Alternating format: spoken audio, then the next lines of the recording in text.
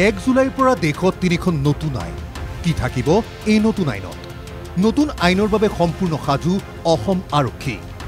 1 জুলাইৰ পূৰ্বে উলুবাৰীৰ আৰক্ষী মুখ্য কাৰ্যালয়ত এক বাৰ্তালাপ শীৰ্ষক এখনি গুৰুত্বপূৰ্ণ বৈঠক অনুষ্ঠিত হয় য'ত উপস্থিত থাকে আৰক্ষীৰ সঞ্চালক প্ৰধান জিপি সিং সিআইডিৰ অতিৰিক্ত সঞ্চালক প্ৰধান মুন্না প্ৰসাদ গুপ্তা প্ৰেছ ইনফৰমেশ্যন ব্যুৰোৰ সঞ্চালককে ধৰি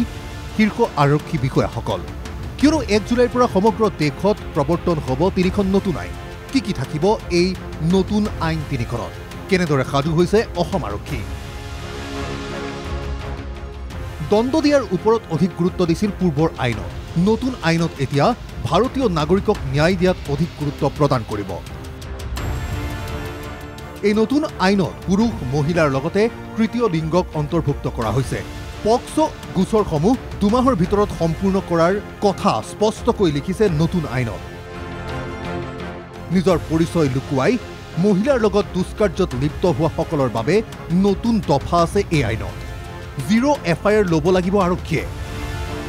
আৰক্ষীয়ে থানাৰ পৰিসৰত নপৰিলেও গোচৰ পঞ্জীয়ন কৰিবই লাগিব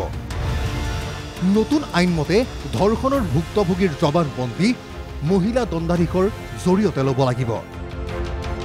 মহিলা ভুক্তভোগীৰ জবানবন্দী ভিডিঅ' কনফাৰেন্সিঙৰ জৰিয়তেও ল'ব পাৰিব শিশুৰ বিৰুদ্ধে হোৱা অপৰাধতো কঠোৰ এই নতুন আইন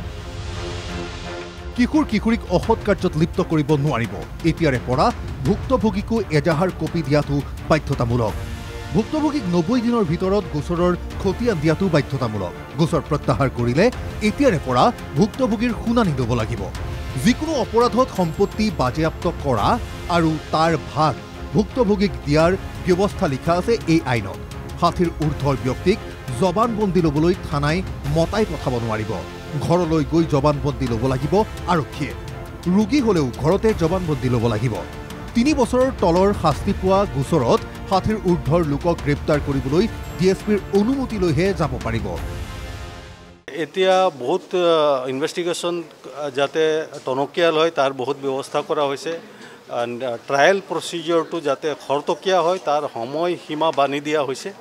গতিকে সময়মতে ৰাইজে ন্যায় পাব ভিডিঅ'গ্ৰাফি অফ চিন অফ ক্ৰাইম আৰু সাৰ্চ আৰু সিজাৰ প্ৰচিডিউৰৰ ভিডিঅ'গ্ৰাফি হ'ব আগতে দেখা যায় যে সাক্ষীসকলে পিছত আহি কয় যে আয়োজনে তো মোক দেখা নাই মই কি চিজ কৰিছে মোক এখন উকা কাগজত চহী লৈছে সেইবিলাক এতিয়া নাইকিয়া হ'ব অপৰাধ সংঘটিত হোৱা ঠাইত ফৰেনচিক এক্সপাৰ্ট যোৱাটো বাধ্যতামূলক ইয়াৰ বাবে ৰাজ্য চৰকাৰসমূহক কিছু সময় দিয়া হৈছে ফৰেনচিক শক্তি বৃদ্ধি কৰিবলৈ সমন দিয়া প্ৰক্ৰিয়াটো এতিয়াৰে পৰা ডিজিটেলি হ'ব ইমেইল হোৱাটছএপ আদি আৰক্ষীয়ে প্ৰেৰণ কৰিব পাৰিব সমন মিছা অভিযোগ দিয়াৰ ক্ষেত্ৰতো নতুন আইনৰ ব্যৱস্থা কৰা হৈছে আৰু বহু আছে এই 3খন নতুন আইনত নতুন আইন ব্যৱস্থাৰ বাবে সম্পূৰ্ণৰূপে সাজু হৈছে অসম আৰক্ষী কেমেৰাত ময়ূৰ কৃষ্ণ লহকৰৰ সহযোগত বিনয় কলিতা ৰিপৰ্ট NKTV+